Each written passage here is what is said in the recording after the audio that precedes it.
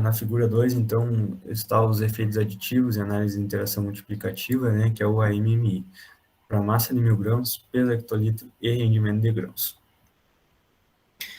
Nessa figura A, então, todos esses aqui são sem fungicida. Nessa figura A, então, o AMMI do componente principal 1 pela média da massa de 1.000 grãos sem fungicida. Se a gente observar, então, essa linha vertical, que representa a média da massa de 1.000 grãos dos 10 anos, ficou em torno de 27, né, para a condição sem fungicida. Então, dessa forma, os genótipos que tiverem à direita dessa linha, elas vão apresentar média mais elevada, enquanto que os genótipos que estiverem à esquerda dessa linha, assim como os ambientes também, que estiverem à esquerda dessa linha, eles vão apresentar massa média de grãos inferior à média.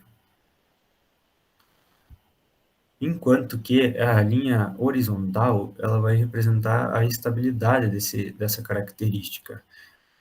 Como o professor Ivan disse antes, né, de começar a apresentação, nós estamos focando na estabilidade. Então, é interessante que os genótipos estejam próximo dessa linha, nem com desvio positivo e nem com desvio negativo. Se tiver, quanto menor, melhor.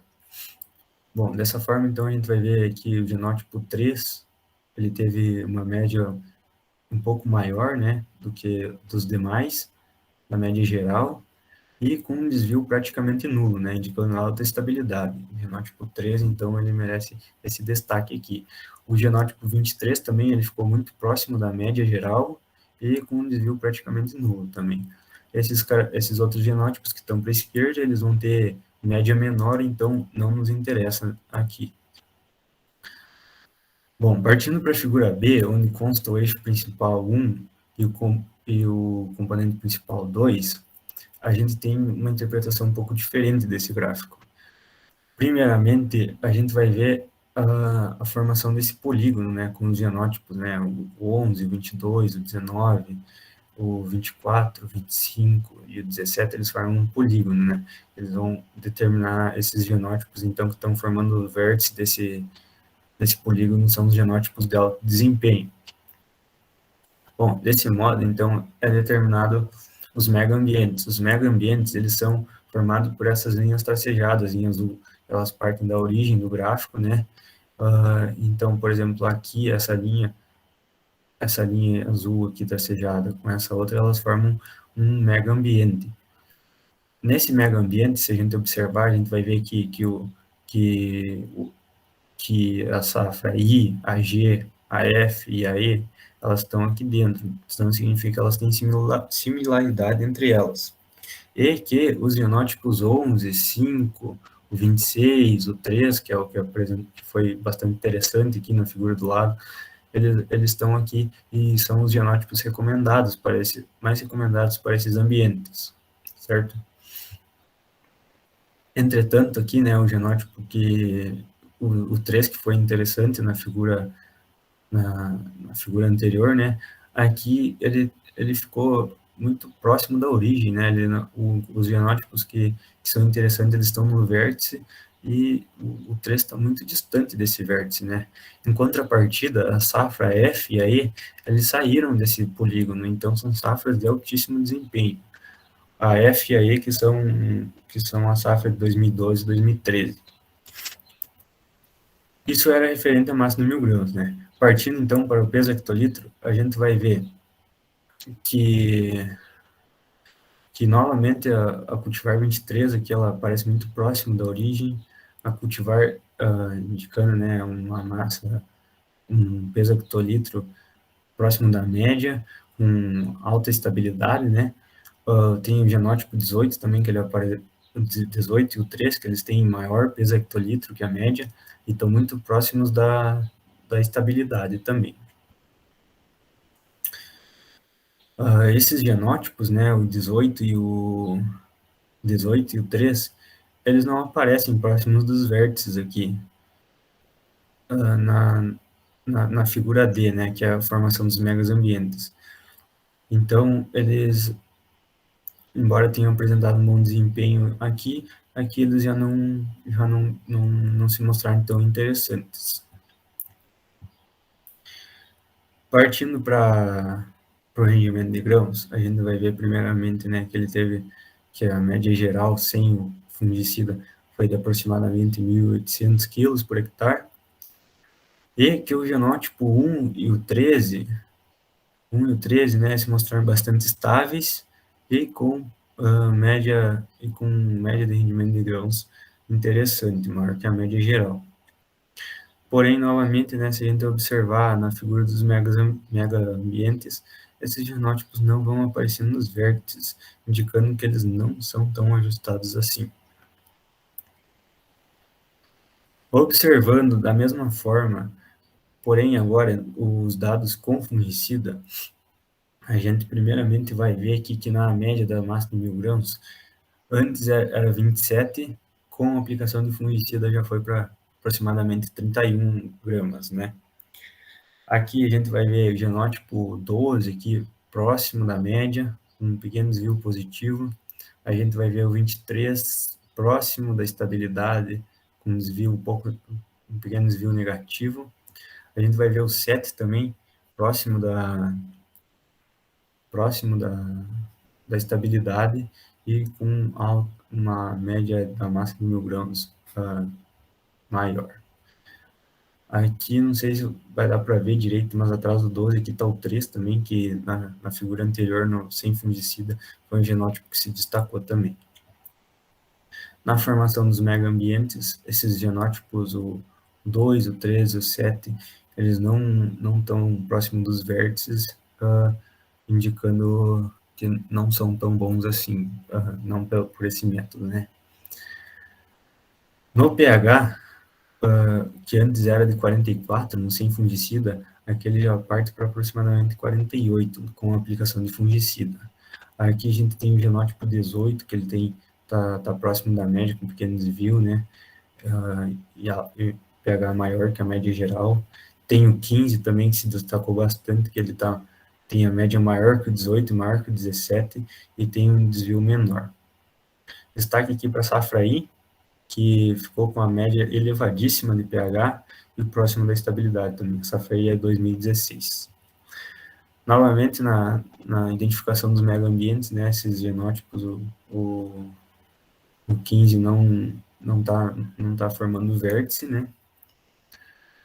E o rendimento de grãos, então, sem fungicida, né, que ele é em torno de 1.800, aqui ele passa a ser em torno de 2.800, 2.900, um crescimento de quase 1 tonelada, né, pela utilização do fungicida.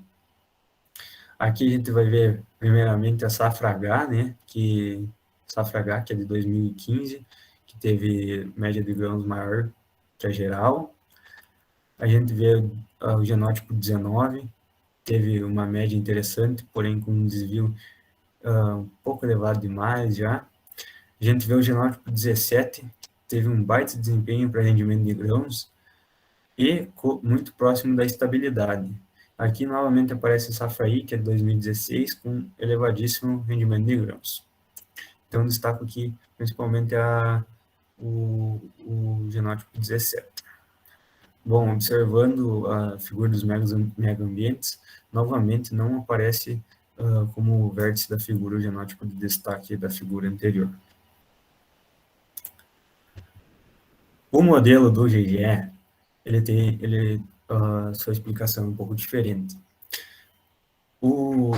Ele possui duas linhas verdes, né, no seu gráfico, né, onde essa linha mais horizontal, ela vai representar a média da característica, e é importante destacar que nessa linha tem uma flecha, e é ali que se encontra o nosso ideótipo, que é o genótipo que a gente quer, que tem as características de interesse. Enquanto que essa linha mais horizontal, que ela vai representar a estabilidade.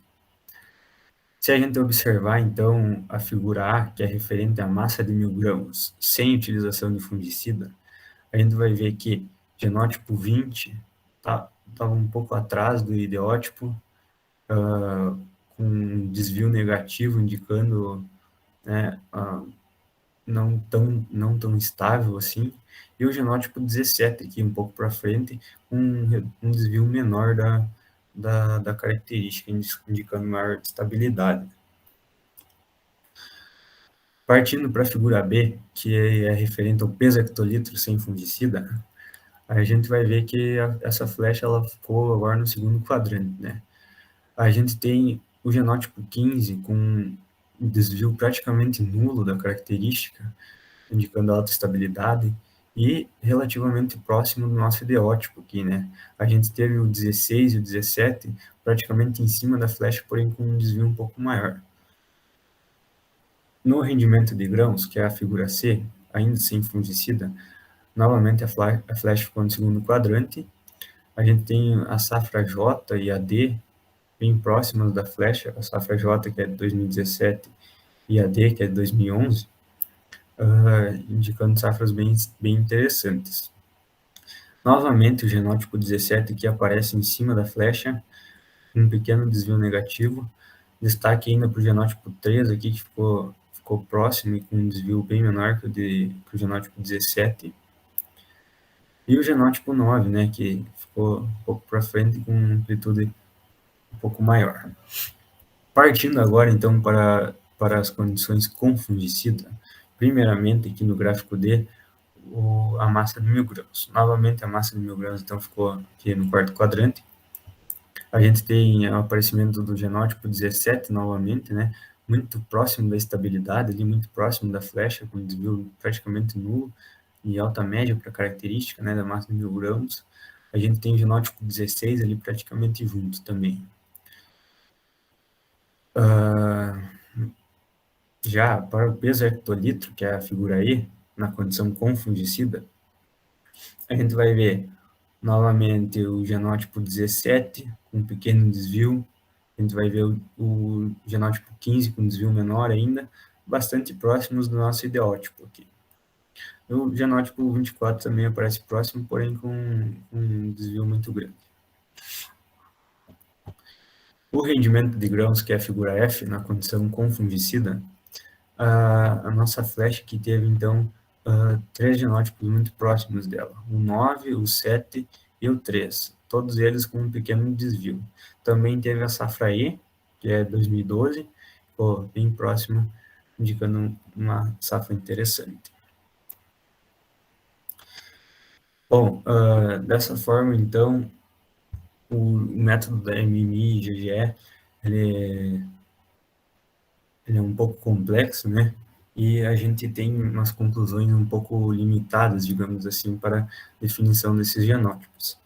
Dessa forma, então, os dados foram submetidos à análise de deviância a 5% de probabilidade pelo teste do Q quadrado, com a finalidade de identificar a significância das características, né? Nessa tabela 2, então, a gente vai ter as características avaliadas, que foram acabamento, ferrugem da folha, ferrugem do colmo, a mancha foliar, o rendimento de grãos, massa de 1.000 grãos e o peso hectolitro, para os diferentes coeficientes que vão ser importantes para a definição, para a seleção multicaracterística depois, né?